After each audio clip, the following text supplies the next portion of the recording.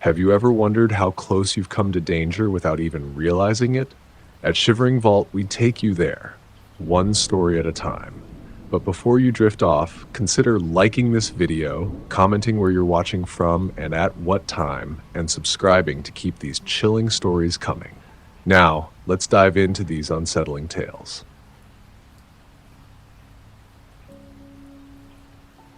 My name's Claire, and this story happened to me about 4 years ago when I was 21. At the time, I was studying part-time at the local community college, trying to keep my grades up while juggling work to cover rent and school supplies. My job was at this small, old-fashioned diner called Willow's Diner, just off Highway 87, tucked between a rusted-out auto shop and a field that was usually overgrown with weeds and sunflowers. People in town loved that place. It had been around forever, but lately, business had been slow and a lot of the shifts had been falling on me. I usually didn't mind working nights. I'd been on the late shift enough times that I had my little routine. Start at 5, deal with the dinner rush, then spend the next few hours cleaning, topping off condiments, and waiting for the clock to hit midnight. We closed at 12:30 on weeknights. And after that, I'd usually sit in my car for a bit and just breathe. The diner was like a second home to me. Sometimes it even felt safer than my actual apartment. But that night, I don't think I've ever wanted to leave a place faster in my life. It had been raining off and on all day, but by 9 p.m. the skies had opened up for real. I remember leaning against the front counter, my chin in my hand, watching through the fogged up front windows as the rain hit the parking lot in big, violent splashes. You could barely see the edge of the lot, let alone the road. The wind had picked up too, whistling through the small gaps in the window frame and making the little bell above the door jingle every now and then. Not because anyone was coming in, just from the draft. It was one of those nights where everything felt slow. There were just a few regulars left. Mr. Harris and his brother, who always came in for late-night pancakes, and a woman named Jackie who worked the graveyard shift at the Chevron a couple blocks down. We didn't talk much, but she always left a decent tip and liked her coffee with exactly 2 sugars. By 11:30, everyone had cleared out. The diner felt empty. I was just about to flip the open sign to closed when the door creaked open. That sound, I'll never forget it. It was long and groaning, like something out of a movie. The storm howled behind it for a second, and then in stepped this man. He didn't rush in like most people would during a storm. He just stepped through the threshold real slow, like he had all the time in the world. He was tall, real tall, and soaking wet. Water dripped from his sleeves and pooled around his boots, which were caked in thick, reddish mud. His jacket looked heavy and dark, almost military style, but worn and faded like it had been through a lot. His hair was dark and plastered to his forehead, and he didn't shake the rain off like most folks did. He just walked straight to the booth in the far left corner, the one right by the window. I grabbed a menu and made my way over, forcing a smile even though my stomach had already knotted up. Something about him felt off. "Rough night to be out," I said, handing him the menu. He didn't look at it, just stared up at me, eyes locked on mine. They were a weird, pale blue, so light they almost didn't look real. No warmth in them at all, no expression really, just watching. "Black coffee," he said. His voice was rough and low. I nodded, my hand already gripping the menu tighter than I meant to. "Sure thing," I said, backing away toward the counter. The whole way there, I could feel his eyes on me. Not like a regular customer. Not like someone just people watching while they waited. It was more like he was waiting for me to do something. I poured the coffee, keeping one eye on him the whole time. My hands were a little shaky. I tried to tell myself it was just the storm, that the vibes were weird because the place was so empty and the weather made everything feel tense. But deep down, I knew better. I just didn't want to admit it yet. I brought the coffee over and placed it in front of him. He didn't say thank you, didn't even blink, just kept staring until I turned and walked away. Back behind the counter, I pretended to clean up, rearranging napkin holders that didn't need rearranging, wiping the same spot over and over. Every few seconds, I'd glance toward his booth. He hadn't touched the coffee yet. Just sat there, both hands on the table, staring at me like I was the only thing in the room. The rain outside got heavier, so loud now it was almost deafening. The windows were fogged up from the temperature difference. My phone buzzed in my pocket, and I jumped. Just a text from my roommate, asking if I was still at work. I typed out a quick, "Yep, closing up soon," and glanced up again. He was still staring. I swear I almost laughed. It was so weird. I kept thinking, what if this is just some random guy with zero social skills? Maybe he's just awkward. Maybe he's cold and pissed off from walking through the rain. People are weird sometimes, right? But I couldn't shake the feeling in my gut.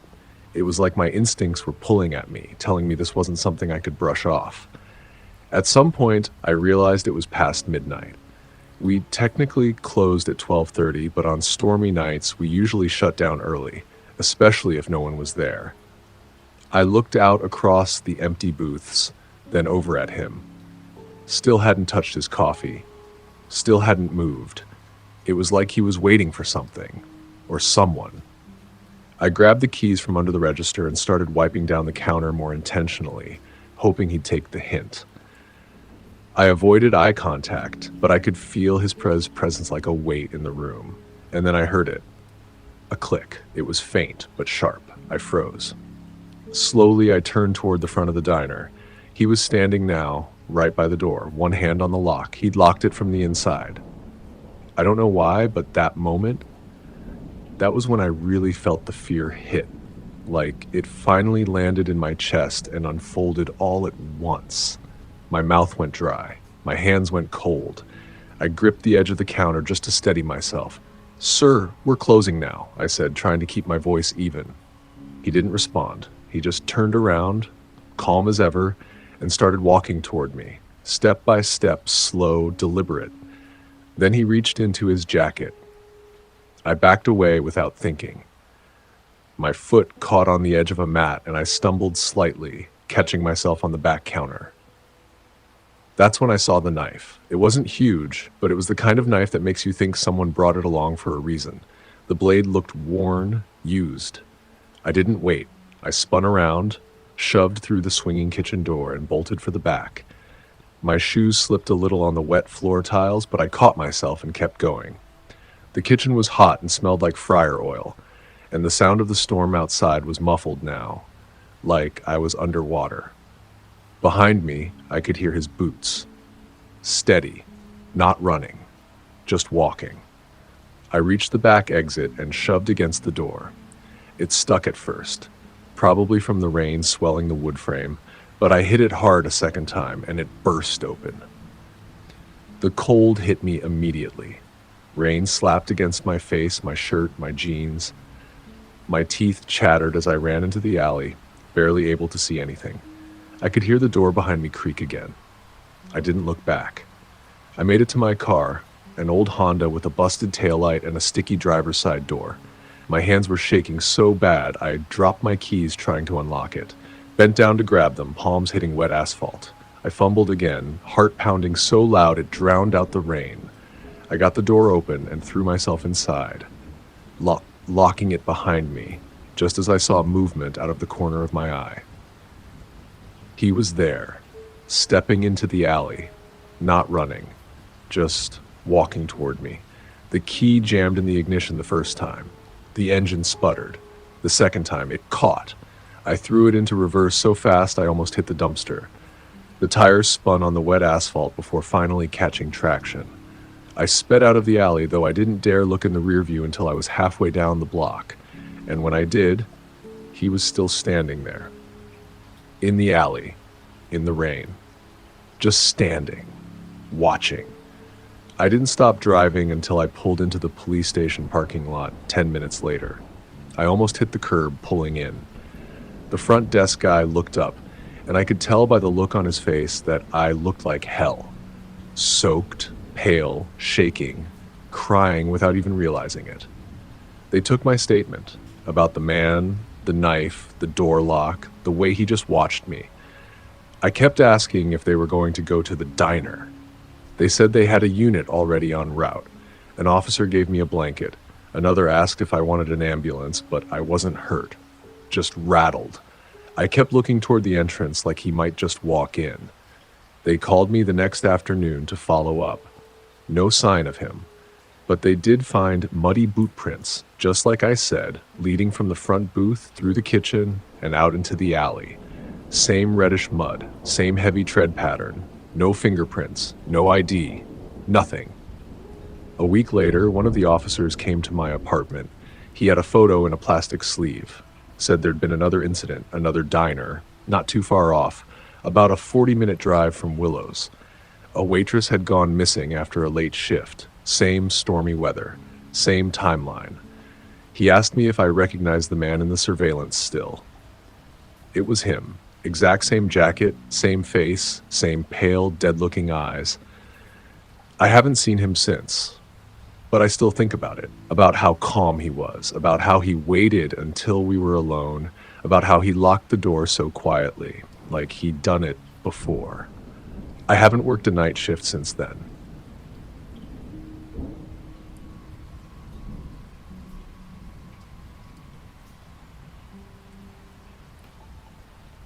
I don't know how to explain it. This thing that happened to me, it's been stuck in my mind for years. And it still feels so real, like it's something that could happen again at any moment. I guess I'll just try to tell it the way it happened, the way I remember it. I grew up in a small, practically forgotten town in Texas. I'm not going to say the name, partly because it's better that way, and partly because it doesn't really matter. It's the kind of place where everyone knows each other. My dad owned a little mechanic shop on the outskirts of town, out on a quiet stretch of road that didn't see much traffic. It wasn't a popular spot, not by any means, but it paid the bills, and he'd been running it for about 20 years. The shop wasn't anything fancy. It was a small building with 2 service bays, a worn-out waiting room, and a tiny office crammed with old parts, tools, and piles of paperwork that hadn't seen a shredder in ages. It was just a quiet little place where the sound of wrenching and engine repairs was the only thing you ever heard. When I was 13, I started working with him, mostly doing simple stuff. I'd clean up after the day's work, sweep the floors, and help organize the mess of tools. It wasn't much, but I liked it. It gave me something to do. By the time I turned 17, I was basically running the place on my own, whenever my dad had to leave for one reason or another. I could fix cars and do basic repairs without his help, and it felt like I was finally being trusted to do something important. It was kind of my second home. This story takes place in the summer of 2014.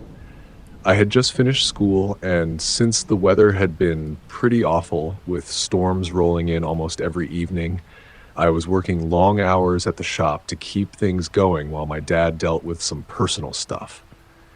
The storm that night started rolling in around 6 p.m. At first, it was just light rain, but by 8:30, the wind had picked up and the sky was a strange mix of dark purple and black. My dad got a call from my grandmother's house around 9 p.m. Her health had taken a turn for the worse, and my dad had to go check on her. He told me to stay and keep an eye on things. Nothing unusual, just make sure everything was secure. I wasn't worried. The shop was pretty isolated. It was on a dirt road far enough out of town that no one would bother coming out in the storm unless they absolutely had to. I figured I'd just sit in the office, watch the rain for a while, and probably fall asleep in the chair. Nothing out of the ordinary. It was a routine I'd done countless times before, but this time was different. I don't know if it was the storm or the way the rain had been hitting the metal roof like drum beats, but there was something about that night that felt wrong. I locked the office door behind me and grabbed a bowl of cereal. I had no intention of leaving the office. No reason to.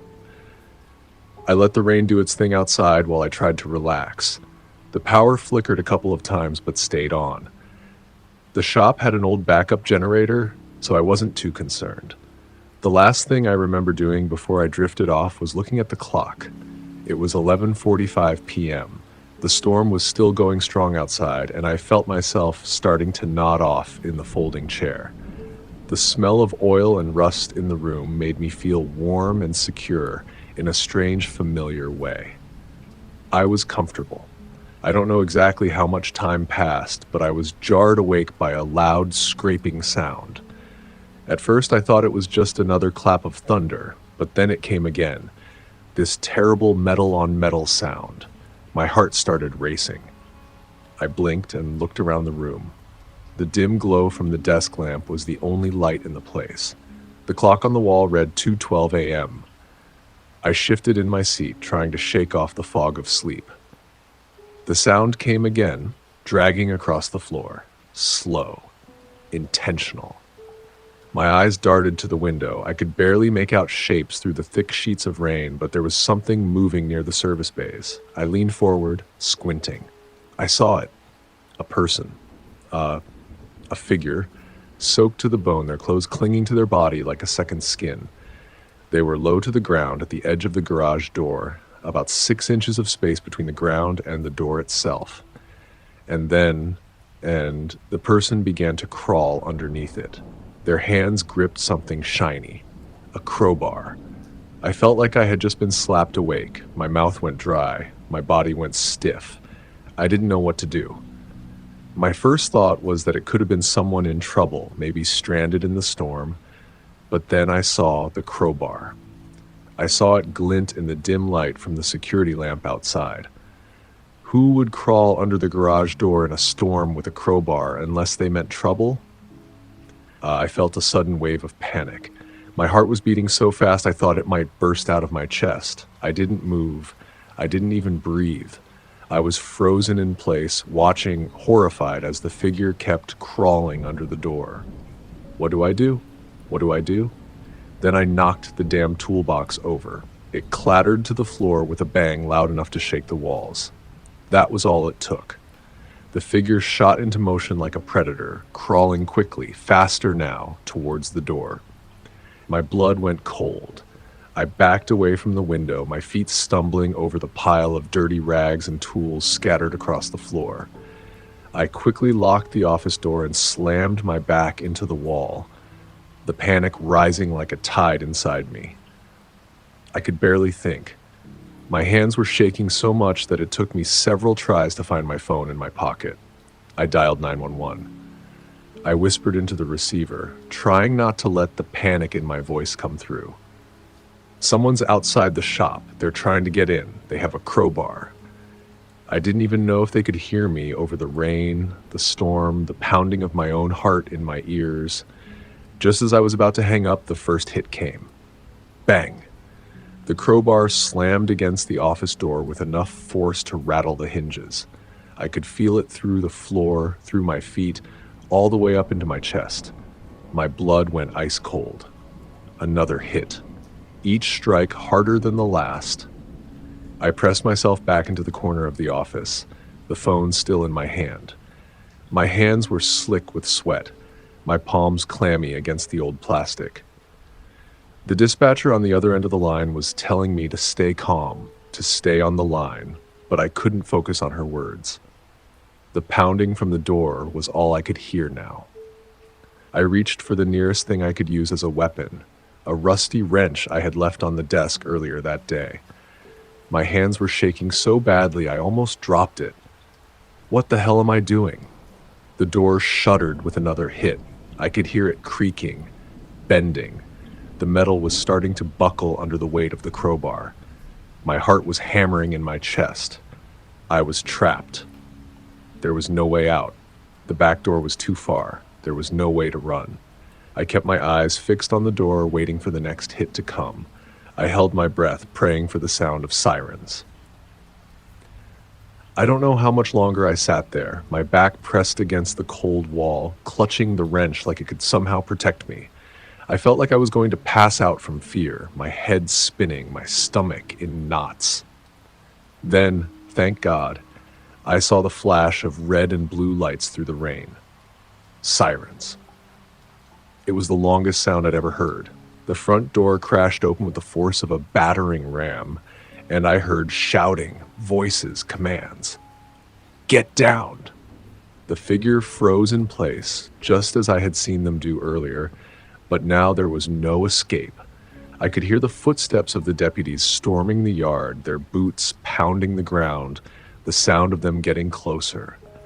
The figure bolted, running into the storm, but it was too late. They didn't get far.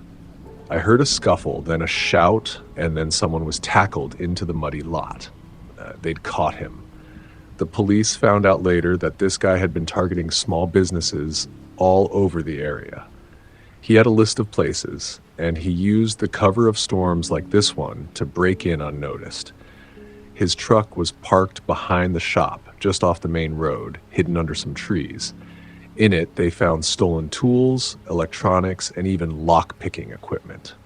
I can't even tell you how long it took for me to finally feel okay after that. My dad came back the next morning. I tried to tell him what happened, but the words didn't come out right. I just kept thinking about the sound of that crowbar on the door, the way the figure had moved so fast, so silently. I kept thinking about how close it had been, how I could have never known what would have happened if the cops hadn't arrived. We spent the next couple of days fixing the office door, replacing it with a steel one, and installing cameras all around the shop. But I couldn't shake the feeling. Every time it rained, every time the wind picked up, I felt like I was still trapped in that little office, waiting for that crowbar to strike again.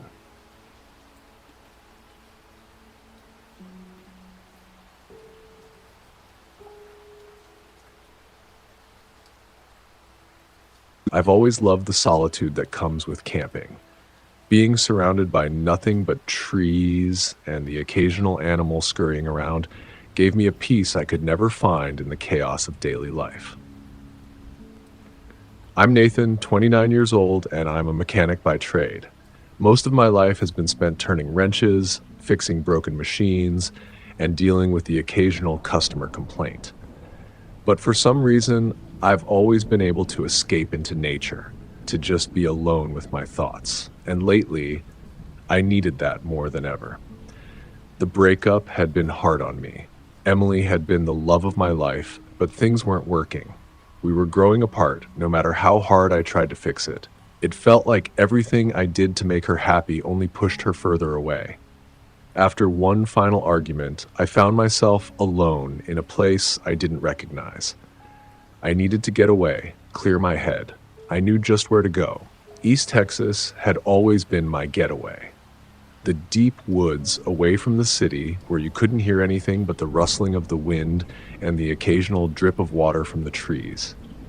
The only problem was that I'd never camped this far out before. This time, I was going deeper, farther off the beaten path to a small creek I remembered from a few years back. It was secluded and isolated, the perfect spot for me to clear my thoughts without any distractions. I packed my truck with the basics: a tent, sleeping bag, some cans of beans, a few bottles of water, and a flashlight. I didn't need much, I just wanted quiet. The drive out there took a little longer than I expected. The weather wasn't helping. The sky had been overcast all day, and by the time I pulled off the main road and into the dense woods, it was already starting to drizzle. Setting up camp wasn't difficult, but the rain made everything a little more inconvenient. The air was thick with humidity, and the earthy smell of wet leaves mixed with the faint scent of pine. I threw my gear inside the tent as quickly as I could before the rain picked up again. The creek was nearby, the sound of it gently flowing over rocks soothing in its simplicity. I made sure the tent was secure, checking the stakes a couple of times to make sure nothing would give in to the wet conditions. By the time I settled in, the rain had gone from a light drizzle to a steady downpour. It was still early evening when I curled up inside my sleeping bag. The sound of the rain hitting the tent was oddly comforting. I had planned to read a bit. I'd brought a book, one that had been sitting on my shelf for too long, but after a long, exhausting day, I quickly felt the pull of sleep. As the minutes passed, I could feel my body relaxing. The rain was so rhythmic, so constant, that it almost felt like it was part of the forest itself. But then, just as I started to drift off, I heard something. At first, it was so quiet I wasn't sure if I'd imagined it. The rain had a way of drowning out almost everything, but there it was again. The sound of footsteps, soft but deliberate, crunching in the wet leaves. I held my breath. It could have been an animal, maybe a deer or a raccoon. I tried to dismiss the thought, but the sound was too rhythmic, too intentional. It wasn't an animal at all, it was a person. Someone walking slow and methodical in a circle around the tent. I couldn't believe it. My heart rate started picking up, my breathing becoming shallow. I tried to ignore it, to convince myself it was nothing. But the sound grew louder, closer, almost as if whoever was out there was aware of my presence and was getting closer on purpose. I could feel the panic starting to build, and I sat up, pulling my sleeping bag tighter around me. I reached for the flashlight, but hesitated. If it was someone, I didn't want to reveal that I was here. The footsteps continued, circling the tent in slow, deliberate intervals. I swallowed hard, straining my ears. Those footsteps, they kept coming, just outside the fabric, soft but distinct. I waited for what felt like an eternity before finally, in a shaky voice, I called out. "Hello? Is someone out there?" Silence. The footsteps didn't stop, but there was no reply. Then I heard a new sound, a subtle rustling, like something brushing up against the side of the tent, just inches from my face. I reached for the flashlight again. My fingers brushed it, but before I could turn it on, I heard it. The tearing sound, the unmistakable sound of fabric being cut. A sharp slice. The side of my tent, just inches from where I was laying, split open with a violent rip. I jumped back, my breath caught in my throat. I scrambled for the flare gun. I wasn't going to wait around to find out what was happening. I didn't even know if it would help, but it was all I had. The sound of the knife came again. Another slash. The hole in the side of the tent was growing larger. I didn't waste another second. I aimed the flare gun at the rip in the fabric, squeezed the trigger, and watched the bright red flare shoot out, lighting up the surrounding darkness like daylight. For a split second, I saw him. A man, drenched in rain, standing just outside the tent. His face was hidden under a hood, the edges of it soaked, dripping with water. He stood there, holding the knife in his hand, his posture rigid and strange. The flare's light revealed him in stark clarity. And then, like a switch had been flipped, he shrieked full of fear and anger. He stumbled backward, almost falling over himself in a panic. I didn't waste any time. I grabbed my shoes, one of them wasn't even laced up, and bolted. Barefoot, I dashed out of the tent into the torrential downpour. My skin stung from the cold rain as it hit me in waves, and my bare feet slipped on the slick ground. But I didn't care. I could feel him behind me. I could feel his presence, like he was chasing me, like he wouldn't stop until I was caught. I ran blindly, not knowing which way to go, just away from the campsite, away from the tent, away from him. I could barely hear anything but the rush of rain and my pounding footsteps. Branches whipped at my face, leaving cuts on my arms. My chest burned with the effort of running, but I didn't stop. It felt like hours, though it was probably only 20 minutes or so before I saw the first lights, a distant glimmer. I didn't care what it was. I ran toward it, stumbling through the mud, until I collapsed on the side of the road in front of a ranger outpost. The warmth from the building was almost too much. I was shaking uncontrollably by the time they pulled me inside, one of the rangers wrapping a blanket around me as they asked me what happened. I told them everything. I told them about the footsteps, about the figure, about the knife. They listened quietly. They didn't seem surprised, but they didn't dismiss me either. One of the rangers, a woman named Jenny, offered to go back to the campsite with me to see what had happened. I nodded, my body still shaking, my mind still racing. We didn't wait long. It wasn't even half an hour before we were back at the campsite. I could barely bring myself to look at the tent when we arrived. "You're right," she said softly. "It's been torn apart." The campsite was in shambles. My belongings were scattered across the ground. My sleeping bag, my half-eaten can of beans, everything. The tent had been sliced to pieces, the fabric shredded like it had been attacked by some animal. But the man? He was gone. I stayed at their outpost that night, but I couldn't sleep. Every time I closed my eyes, I saw that man's silhouette in the flare's light. And every time the rain picked up, I could swear I could hear those footsteps again, just beyond the trees, waiting for the right moment to come back. They never found him. And I'm not sure I ever want to go back to those woods. But when the rain starts falling like it did that night, I can't help but feel that he's still out there.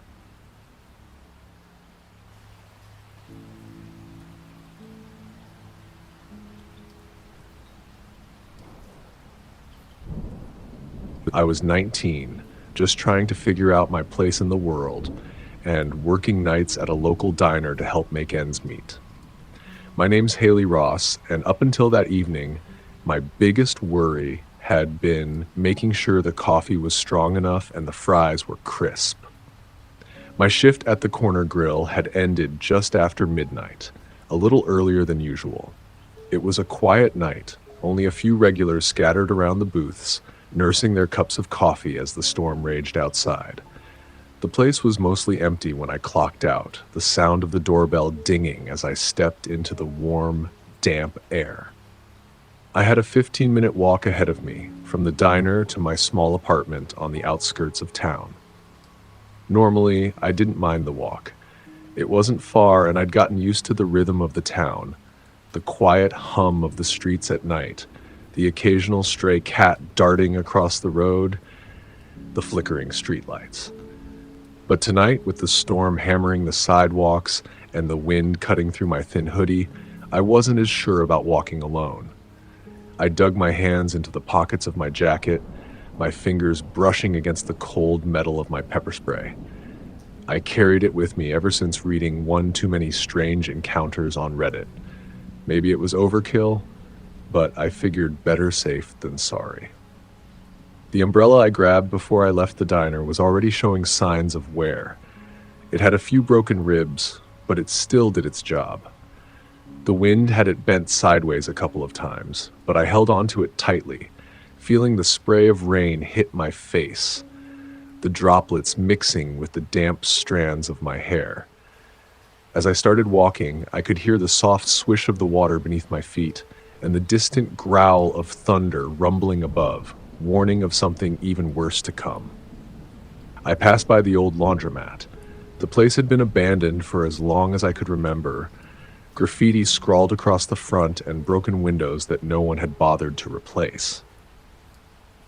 The weather made it seem even more depressing. That's when I first noticed the van. It wasn't a big deal at first. Just a car creeping slowly down the wet road behind me. But something about it made me uneasy. It wasn't a flash of instinct or anything overt, just a subtle feeling that I couldn't shake. It was an older van, the kind you'd expect to see in a junkyard, rust clinging to the edges of its body. The headlights were dim, casting a weak yellow glow that barely cut through the rain. I tried to ignore it, keep walking, but as I passed under the flickering street light near the laundromat, the van seemed to match my pace. I stopped for a moment, not turning around but listening.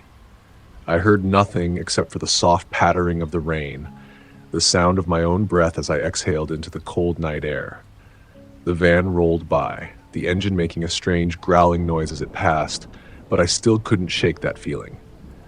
My steps quickened, and I kept my eyes ahead, telling myself it was nothing. People drive late at night all the time. Maybe he was just looking for a place to park or waiting for someone. But then the engine roared louder, revving as it surged forward. That's when I knew something wasn't right. The van pulled up beside me, and I could feel my heart lurch in my chest. I could see the figure behind the wheel, just the outline of a man in a hoodie, but I couldn't see his face. He drove slowly, just barely a car length ahead, keeping pace with me. I had a terrible sinking feeling in my stomach. Why was he just driving next to me? It didn't make sense. I tried to push it out of my mind, my thoughts racing with all the things that could be happening in that moment. Maybe he was lost. Maybe he had to get somewhere fast. But then the van slowed, and the headlights flickered before they dimmed completely. My steps faltered. I tried to keep walking. That's when the door of the van slid open. A man jumped out of the van. His movements were quick. He was wearing a dark hoodie, his face obscured by the shadow of the hood, but his posture was tense, aggressive. He was coming at me fast, crossing the street in just a few steps. I could hear his boots slapping against the wet ground. My heart skipped a beat. I didn't think. My body just reacted. I felt my hand dive into my pocket, searching for the familiar coolness of the pepper spray canister. The rain made everything slick, and I fumbled a little, tough, the cold metal digging into my fingers until I finally pulled it out. I lifted the pepper spray toward him. My fingers were shaking so badly I almost dropped it, but somehow I managed to point it at his face and push the button. A burst of mist shot out, and he staggered back, cursing loudly. He clawed at his face as the spray hit him, but it was already too late. I turned and bolted, my legs moving before my brain could catch up. I don't remember much after that. Just flashes. The rain slamming against my face, the slippery sidewalk beneath my feet, the burning in my lungs as I gasped for air. I had to make it to the gas station just a block away. I couldn't let him catch me. The sound of his footsteps pounding behind me was growing louder. I pushed harder, my umbrella barely hanging on in the wind. Every step felt like it was my last, every breath sharp in my chest. I could barely see through the rain, but I saw the lights of the gas station glowing ahead, like a beacon. I stumbled forward, losing my footing for a second, but I kept moving, reaching for the door. I threw it open with all the strength I had left and burst inside, slamming it shut behind me. My chest was heaving, my hands shaking violently as I tried to catch my breath. Please help me," I gasped, stumbling toward the counter where the clerk stood, wide-eyed. He didn't waste a second. He locked the door, his hands quick and calm, even though I could see the fear in his eyes. He called 911, his voice steady as he relayed what I could barely say through my shaking breaths. All I could do was stand there, looking out the window, watching as the van circled the parking lot in slow, deliberate loops. It was like he was trying to find me again, trying to figure out where I'd gone. The lights from the van flickered like headlights from a nightmare, and then, with a final screech of tires, it sped off into the night, disappearing into the rain. The police arrived not long after. I had a hard time answering their questions. My mind kept replaying the moments in the street, the panic, the fear, the sense that everything could have gone horribly wrong. The footage from the gas station cameras wasn't great. It was grainy, blurry, but it was enough. The face of the man appeared for just a fraction of a second as he ran toward the door. The van's license plate was visible too. They said they'd catch him. They said the footage was enough to bring him in. 2 days later, they did. Mark Reynolds, a man with a record. They'd been looking for him for months, connecting him to a series of failed abductions in towns nearby. He'd been working the same routine, stalking women at night, waiting for the right moment to strike. My encounter with him was just another near miss in a series of terrible events that could have been much worse. I can't help but wonder how close I came to becoming one of his victims, how easily everything could have gone the other way. I never walk home the same way now, and I still keep my pepper spray close, just in case. The town hasn't changed much. The rain still falls every now and then. The streets still empty at night. But every time I step out into the storm, I'm reminded of how quickly a normal night can turn into something horrifying. That's it for today's tale from Shivering Vault. If you have a story worth sharing, drop it in the comments or send it our way. Don't forget to subscribe and share with your fellow thrill seekers. As always, the Shivering Vault thanks you for unlocking today's tale. Until next time, the vault awaits your return.